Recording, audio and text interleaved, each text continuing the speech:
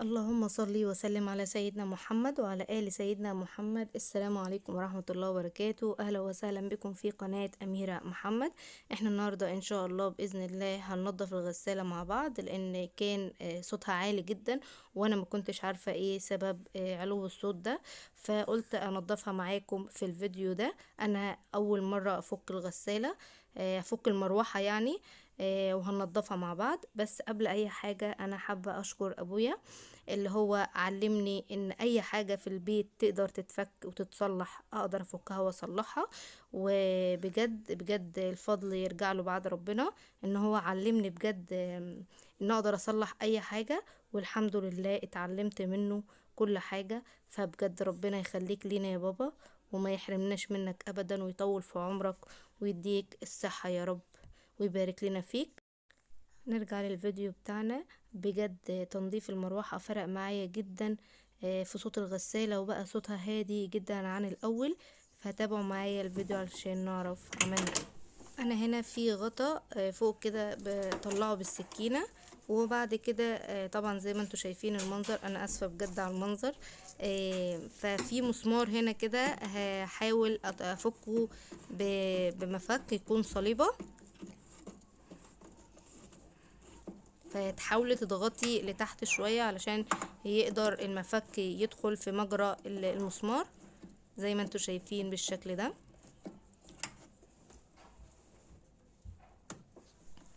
فطبعا هو في صعوبة شوية في فك المسمار، لان انا اول مرة افك، زي ما قلت لكم اول مرة افك المروحة بتاعة الغسالة. فبحاول انا يعني اضغط على قد ما اقدر ان انا اقدر افك معايا المسمار، والحمد لله بدأ يفك شوية.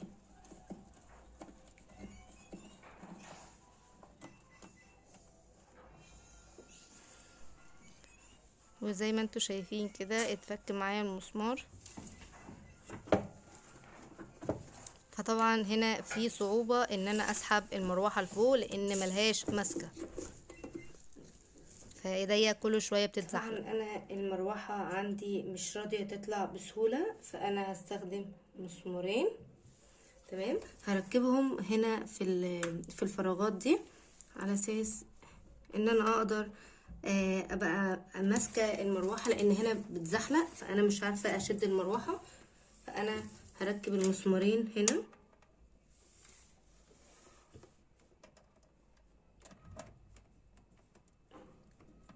فيدوب بس يمسك كده، مش عايزاه يشبط جامد يعني علشان ما يبوظش شكل المروحه. يدوب بس احس ان هو شبط كده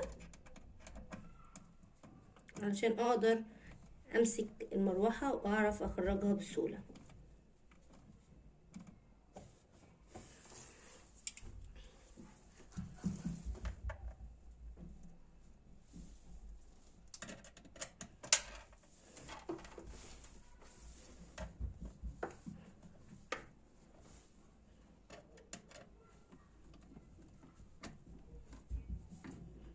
كده انا اتاكدت ان المسمارين ركبوا فوطين المطبخ عادي، علشان خاطر اقدر امسك المسمارين. وهفضل احرك المروحه شمال ويمين كده. طبعا انا حاولت فيها شوية كويسين يعني علشان اقدر اخرجها معاكم بالشكل ده. طبعا انا اسفة جدا على المنظر.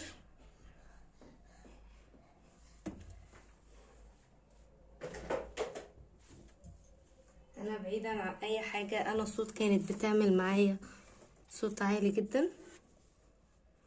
طبعا ده عايز اسكوتشة كده.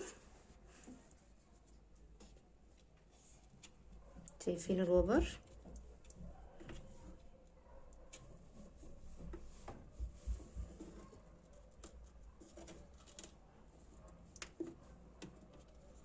فهو ده اللي كان بيعمل معايا الصوت العالي بتاع المروحة.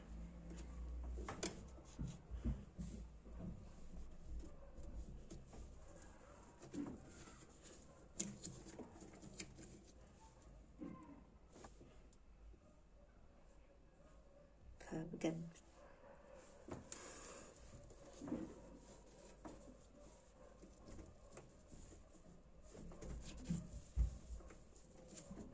حرفيا انا اول مرة افك الغسالة بتاعتي، بقالها 5 سنين زي ما انتوا شايفين.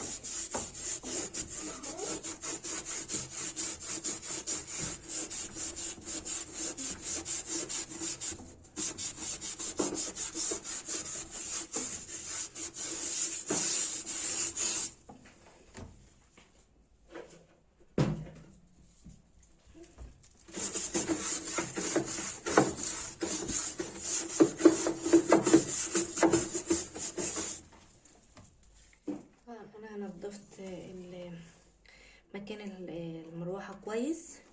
طبعا هنا في اماكن مش هتوصل لها السكوتشة او الفرشة. انا جربتها في فرشة الاسنان قديمة عندي، ما جاتش فيها، ان هنا برضو غويطة شوية، فجبت فرشة البلاط.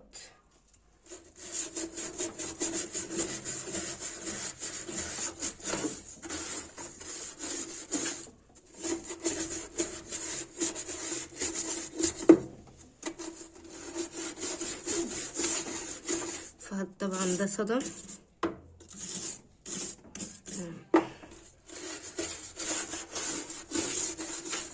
فكمان معلومة اللي عايزين يغيروا الغسالات بتاعتهم، يفضل ان انت تجيبي السطح ده استانلس علشان خاطر ما يصديش بالمنظر ده. انا غسلت فريش، ف لو جبتي فريش يستحسن ما تجيبهاش. زي ما انتوا شايفين السطح اللي تحت المروحة مش استانلس، فهو بيصدي، وهو ده بيقلل العمر افتراضي بتاع الغسالة. وكمان مع مرور الوقت بيبقى صوتها عالي جدا، فبتبقى مزعجة للغاية يعني. فبجد اللي عايز يجيب غسالة يجيب اي نوع تاني غير فريش. يعني فريش شركة حلوة وجميلة وكل حاجة، بس في حاجات وحاجات. يعني البوتاجاز بتاعها جميل مفيش اي كلام، بس هي الغسالة مش قد كده.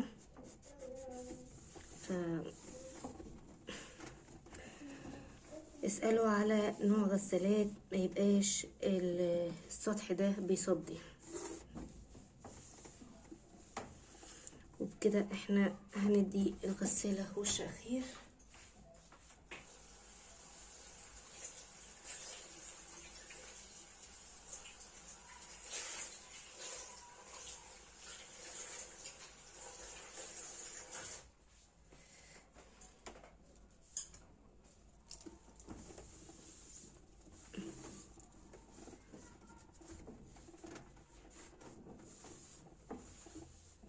وتقدري بعد ما تركبي المروحة تعملي دورة خل على نظافة. يعني انا اللي خلاني افك المروحة ان صوتها كان عالي جدا، صوت الغسالة كان عالي جدا، فقلت اجرب افك المروحة واشوف ايه اللي مخلي صوت الغسالة عالي بالشكل ده. طبعا انتوا شفتوا معايا اكيد ايه اللي كان مخلي صوت الغسالة عالي، فهجربها قبل ما انزل الفيديو وهقول لكم هل الصوت خف ولا لا، وهل ده كان سبب ان الغسالة صوتها عالي.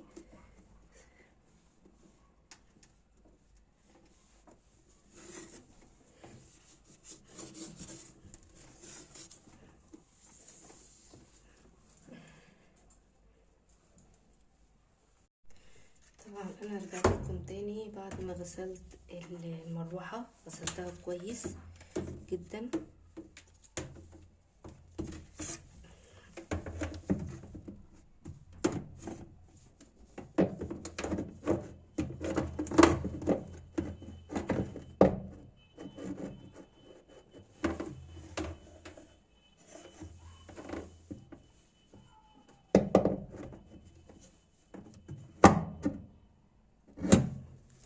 كده انا ثبت المروحة مكانها،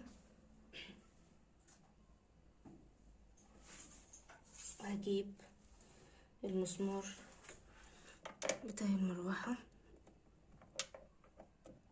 وهركبها عادي جدا.